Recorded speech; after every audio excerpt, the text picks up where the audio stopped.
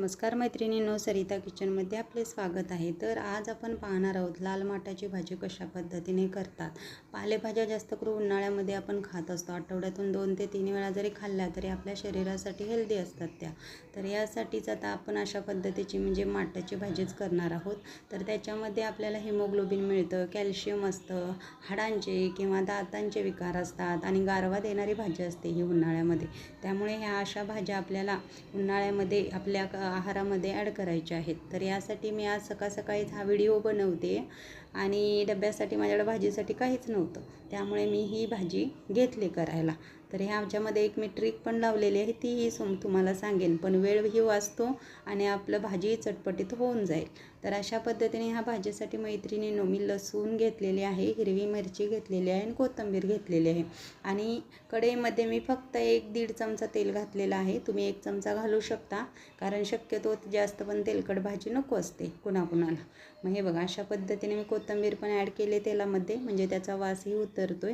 अशा पद्धतीची भाजी कशी मुलांनाही खायला उन्हाळ्यामध्ये लावायची आणि पालेभाज्या ह्या शरीरासाठी हितकारक असतात, त्यामुळे तुम्ही आपल्या मुलांनाही पालेभाज्यांची सवय लावा आणि ही भाजी अगदी अशा पद्धतीने केली तर ते खाऊ शकतात मुलं वगैरे। तर बघा, ही भाजी बघूनसुद्धा तुम्ही एकदा करून पहा आणि मला कमेंटमध्ये सांगा। आणि माझी जर ही रेसिपी तुम्हाला आवडत असेल आणि अशा पद्धतीच्या अजून रेसिपी आवडत असतील तर मला लाईक करा, सबस्क्राईब करा आणि कमेंट करा, जेणेकरून मी तुम्हाला अशा पद्धतीच्या रेसिपी पुन्हा व्हिडिओ बनवत जाईल।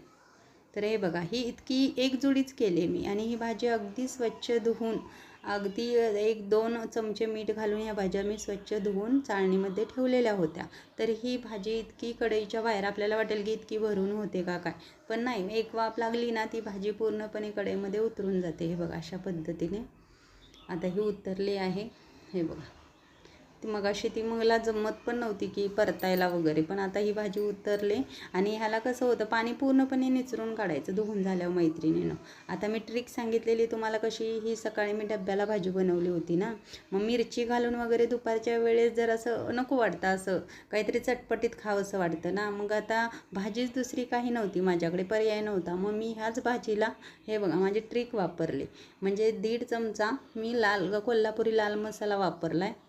हे बघा, अशा पद्धतीने, म्हणजे ही दुपारच्या वेळेस पण ही भाजी चपाती बरोबर, भाकरी बरोबर आपल्याला खूप छान लागेल आणि न आवडणारी यामध्ये गोष्टच नाही, कारण ही चटपटीत होणार भाजी।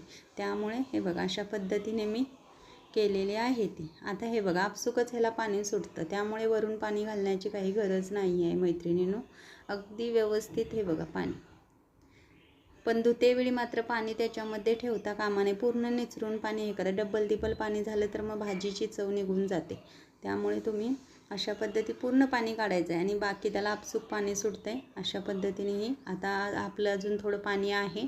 आता थोडंसं ह्याला परत गॅसवर 2 वाफ देऊन घेऊ आपण। हे बघा, झाकून घेते, पुन्हा थोडा वेळ ठेवते, झालं। आता पूर्ण पाणी आटलेलं आहे आपलं, भाजी पण आपली सुरेख वास येतोय अशा पद्धतीने। आता ही भाजी आपण चपाती बरोबर, भाकरी बरोबर खाऊ शकतो। हे बघा, इतकी छान भाजी झालेली